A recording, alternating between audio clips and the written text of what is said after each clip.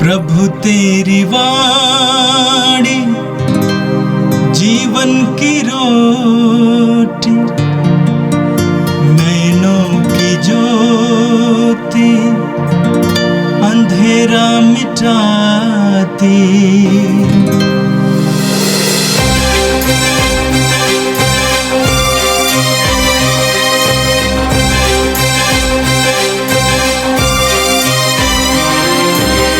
प्रभु तेरी वाणी जीवन की रोटी, नैनों की ज्योति अंधेरा मिटाती। प्रभु तेरी वाणी जीवन की रोटी, नैनों की ज्योति अंधेरा मिटाती। वाणी वाणी वाणी वाणी वाणी पवित्र है, शाश्वत है, जीवन का मन्ना है। 11 अक्टूबर मंगलवार। पहला पाठ गलातियों के नाम संत पौलुस का पत्र, अध्याय 5 पद संख्या 1 से 6 तक। मसीह ने स्वतंत्र बने रहने के लिए ही हमें स्वतंत्र बना दिया है।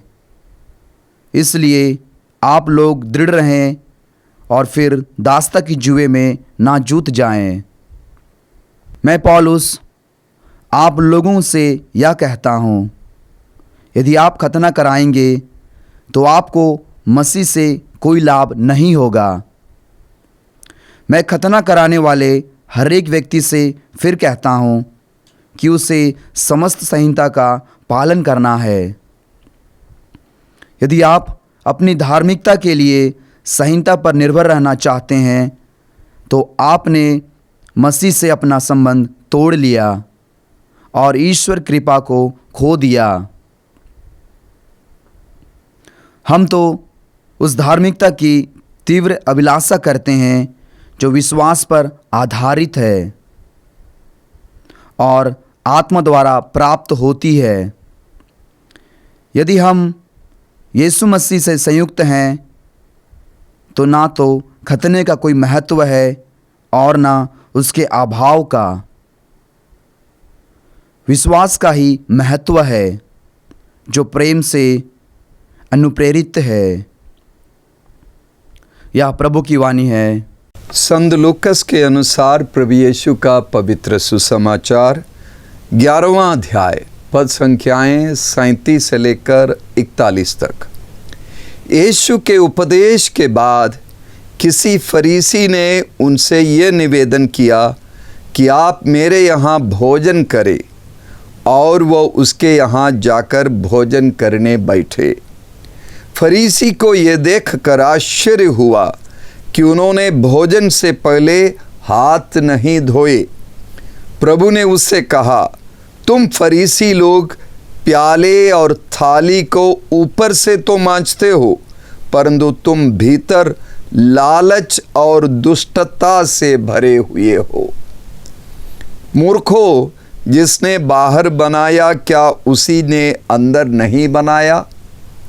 जो अंदर है उसमें से दान कर दो, और देखो सब कुछ तुम्हारे लिए शुद्ध हो जाएगा।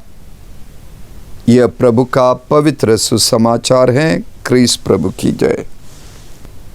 यीशु में मेरे प्रिय भाइयों बहनों, आज के पहले पाठ में गलातियों के नाम पौलुस अपने पत्र में साफ साफ कहते हैं, मसीह ने स्वतंत्र बने रहने के लिए ही हमें स्वतंत्र बनाया। इसलिए आप लोग दृढ़ रहें और फिर दास्ता के जुए में नहीं जुते। पूरा जोर स्वतंत्र शब्द पर है और यही आज के पाठ का मुख्य विषय भी है। पौलुस क्यों स्वतंत्र बने रहने की बात कर रहे हैं? क्या गलातिया के लोग गुलाम थे? यदि वे गुलाम थे, वो किस प्रकार की गुलामी में थे? इन सवालों का जवाब ढूंढने के लिए हमें गलातिया के मसीहियों के बारे में उनकी पृष्ठभूमि को थोड़ा समझना ज़रूरी है। यीशु के पूर्व 3 शताब्दी पूर्व वर्तमान तुर्किस्तान देश के उत्तरी हिस्से में केल्टिक जाति के, केल्टिक नस्ल के कुछ लोग वहाँ आकर रहने लगे और पौलुस अपनी मिशनरी यात्रा के दूसरे और तीसरी यात्रा के दौरान गलातिया में पहुँचे और उन्होंने सुसमाचार की घोषणा की, प्रचार किया और वहाँ के लोग जो गैर यहूदी थे उन्होंने सुसमाचार को अपनाया, यीशु को अपनाया और पौलुस की शिक्षा के अनुसार वे जीवन बिताने लगे। लेकिन बाद में पौलुस को पता चलता है कि उनके बीच में यरूशलेम से कुछ यहूदी क्रिस्तीय लोग वहाँ पहुँच गए और उन्होंने वहाँ के लोगों से बताया कि पौलुस का सुसमाचार अधूरा है, आप लोगों को यहूदी पहले बनना होगा, खतना करना होगा, उसके बाद आप लोग क्रिस्तीय जीवन बिता सकते हैं, यहूदी परंपराओं का निर्वाह करना होगा, यहूदी व्यवस्था का पालन करना होगा। पौलुस ने स्वतंत्रता का, यीशु में स्वतंत्रता की शिक्षा उन लोगों को, गलातिया के लोगों को और अन्य लोगों को दिया था। और ये जो नई शिक्षा आई है जिसके प्रभाव में आकर गलातिया के लोग नए तरीके से सोचने लगे हैं, इससे पौलुस नाराज थे और याद दिलाते हैं पौलुस कि मैं पौलुस आप लोगों से कहता हूँ, यदि आप खतना कराएंगे तो आपको मसीह से कोई लाभ नहीं होगा और मैं खतना कराने वाले हर एक व्यक्ति से फिर कहता हूँ कि उसे समस्त संहिता का पालन करना है। यदि आप खतना करेंगे, एक नियम का पालन करेंगे तो आप संहिता का पालन करते रहेंगे, यानी आप संहिता के अनुसार, व्यवस्था के अनुसार गुलाम बने रहेंगे। जबकि आप गुलामी के लिए नहीं बुलाए गए, आप स्वतंत्रता के लिए बुलाए गए हैं। मसीह ने स्वतंत्र बने रहने के लिए हमें स्वतंत्र बनाया है, वही मसीह का उद्देश्य है। इसीलिए आप लोग उनको जो विश्वास मिला है, जो शिक्षा मिली है, उसमें आप दृढ़ बने रहें और जो दास्ता की बातें कही जा रही है, प्रचार किया जा रहा है, उस दास्ता के, उस गुलामी के जुए में आप जुतने के लिए तैयार ना करें, उसका विरोध करें, उसे बच के रहे। हमें ये समझने की ज़रूरत है कि जो आध्यात्मिकता यीशु मसीह के नाम से हमें मिला है, यीशु मसीह के द्वारा हमें जो आध्यात्मिकता मिली है या आत्मिकता मिली है, वो आत्मा की बातें हैं। आत्मा क्या है? आनंद, उल्लास, उमंग, स्वतंत्रता, शांति का अनुभव जहाँ है वही आत्मिकता है, वही आध्यात्मिकता है, वही स्पिरिचुअलिटी है। स्पिरिट की बातें, आनंद की बातें, आज़ादी की बातें, शांति की बातें। लेकिन नियम का पालन करने से, संहिता के पालन करने से ये आज़ादी नहीं मिलती, हम गुलाम बनते जाएंगे। आपको ये समझने की ज़रूरत है, यहूदी धर्म के अनुसार 613 नियम है और उनमें से 365 नियम मनाही के नियम है, निषेध के नियम है। ये मत करो, वो मत करो, पूरे 365 ऐसे नियम, यानी वर्ष के प्रतिदिन के लिए एक एक मनाही के नियम। और उसके अलावा 248 ऐसे नियम हैं जो सकारात्मक आज्ञाएं हैं, ये करना चाहिए, वो करना चाहिए। कहा जाता है कि मानव शरीर में 248 हिस्से हैं, भाग हैं, यानी संपूर्ण मानव व्यक्ति को अपने शरीर के हर एक हिस्से के साथ जीवन के प्रतिदिन इन नियमों, इन संहिता को, इन व्यवस्थाओं का पालन करना होगा। एक तरह की गुलामी, और इसी के खिलाफ पौलुस अपनी आवाज़ उठा रहे हैं।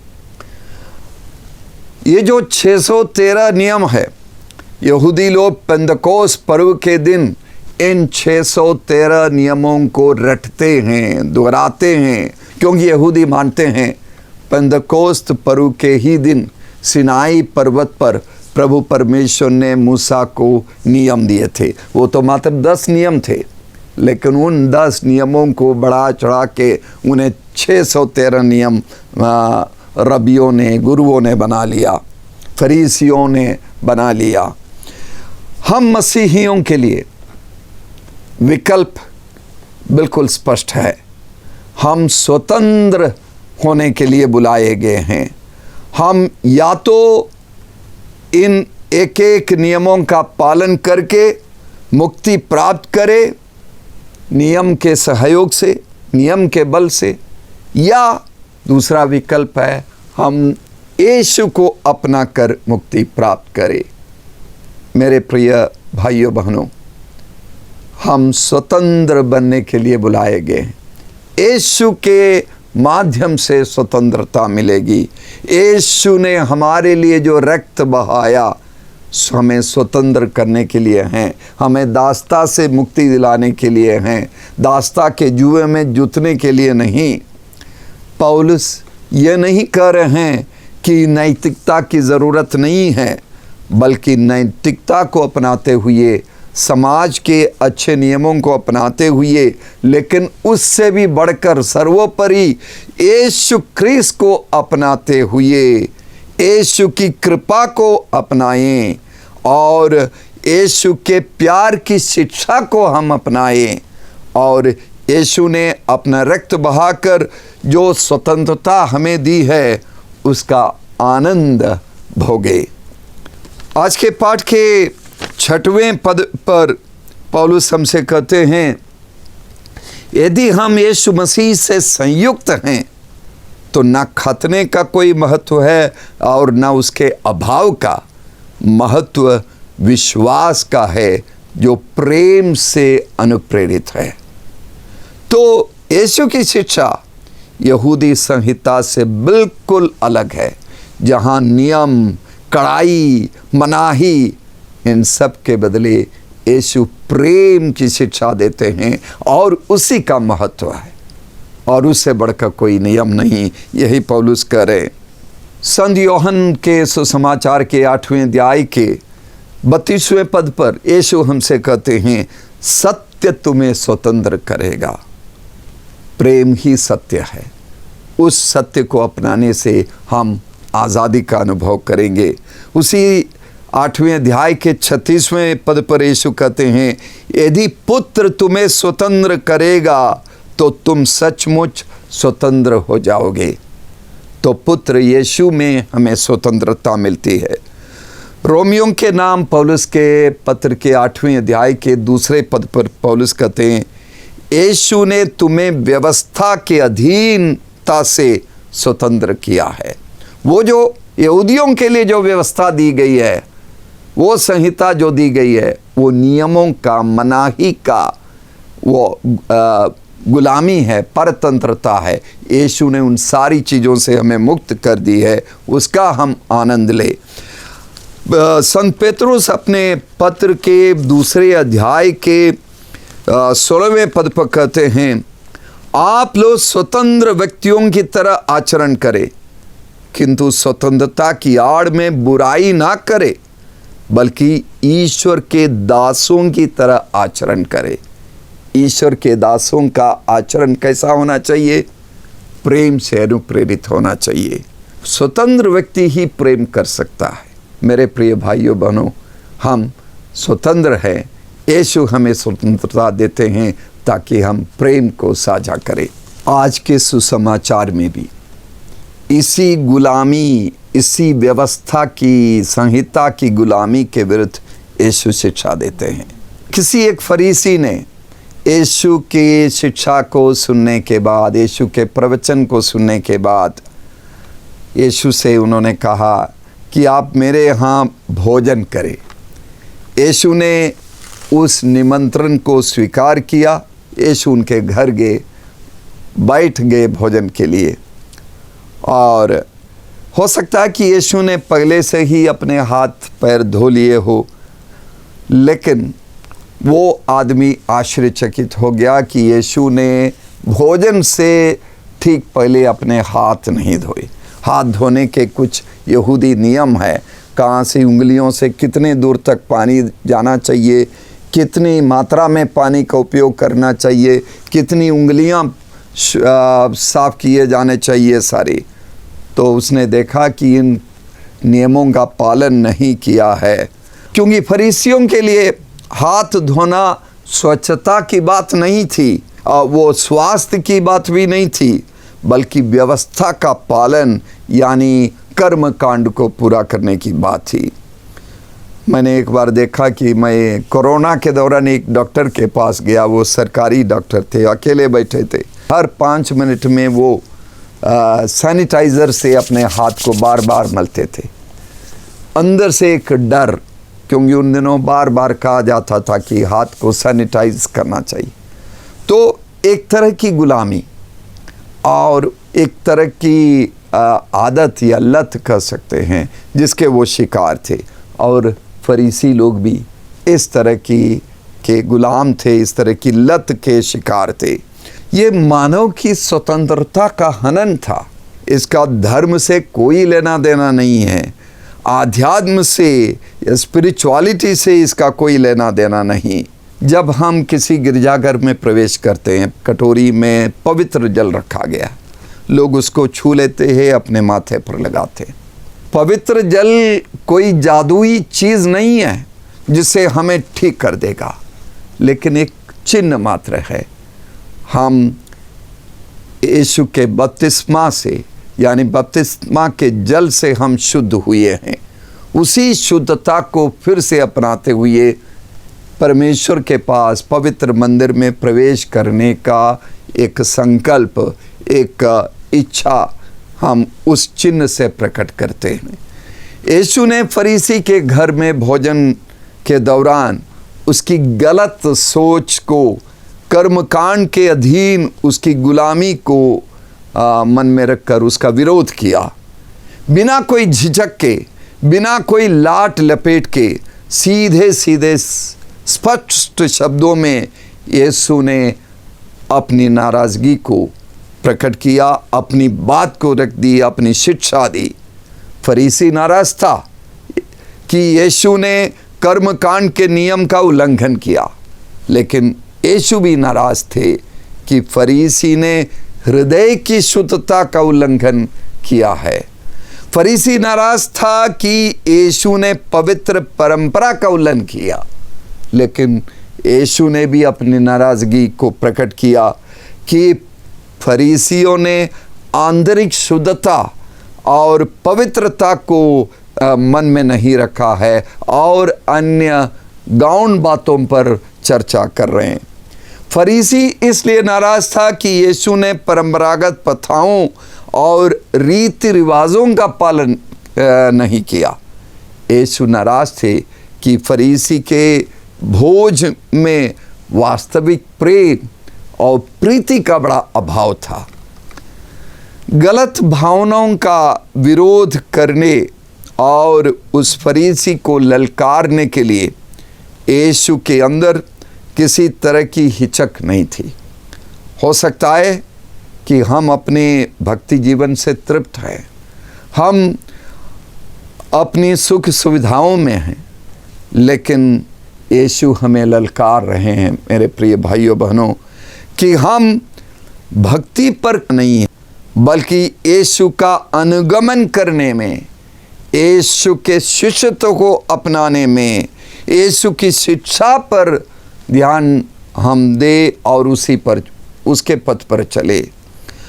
यीशु पहले उस फरीसी को और उपस्थित सब लोगों से कहते हैं, तुम फरीसी लोग प्याले और थाली को ऊपर से तो मांजते हो, परंतु तुम भीतर लालच और दुष्टता से भरे हुए हो। तुम भीतर लालच और दुष्टता से भरे हुए हो। अंत में यीशु लोगों से कहते हैं, जो अंदर है उसमें से दान कर दो और देखो सब कुछ तुम्हारे लिए शुद्ध हो जाएगा। अंदर क्या है? लालच और दुष्टता। उसको त्याग दो। और अंदर अच्छी भावनाओं को लाओ और दान कर दो। हो सकता है कि हम अपने जीवन की सुख सुविधाओं से संतृप्त है और जीवन में एक तरह से जीवन के प्रति एक तरह की उदासीनता आई हो। यीशु हमें ललकारते हैं कि हम दूसरों की बुनियादी ज़रूरतों के बारे में सोचे, दूसरों की सुविधाओं के बारे में सोचे, दूसरों के दुख दर्द के प्रति हम संवेदनशील बने। हम अपने स्वार्थ, दुष्टता, लालच और अहंकार, इन सारी बातों को त्याग कर अपने अंदर के अच्छाइयों के आधार पर दूसरों के लिए दयालुता दिखावे, निस्वार्थ होकर दूसरों के लिए कार्य करे, कठिन परिश्रम करे, सादगी का जीवन जिए, उदारता का जीवन जिए। आइए हम प्रार्थना करें। सर्वशक्तिमान प्रेमी पिता ईश्वर, हम तुझे धन्यवाद देते हैं हमारे प्यारे प्रभु यीशु के लिए, उनकी महान शिक्षा के लिए। यीशु हमारे सामने आज़ादी का बहुत बड़ा तोहफा दे रहे हैं ताकि हम नियम, कर्मकांड और जीवन के विभिन्न अन्य रीति रिवाजों से मुक्त होकर स्वतंत्रता का अनुभव करें। हमें कृपा दे प्रभु कि यीशु के प्रेम की शिक्षा से अनुप्रेरित होकर हम दूसरों की भलाई के लिए और स्वयं को स्वतंत्र करने के लिए प्रेम, दयालुता, उदारता, निस्वार्थ सेवा भाव, परोपकार, इसके मार्ग पर चले और यीशु के सच्चे अनुयायी बने। यीशु द्वारा हमें जो मुक्ति दी गई है उस मुक्ति का पूरा आनंद हम इस दुनिया में और अनंत काल तक भोग सके, तेरी महिमा के लिए जीवन जी सके। ये प्रार्थना करते हैं हमारे प्यारे प्रभु यीशु के द्वारा, आमीन। प्रभु तेरी वाणी जीवन की रोटी, नैनों की ज्योति अंधेरा मिटाती। वाणी वाणी वाणी वाणी वाणी पवित्र है, शाश्वत है जीवन का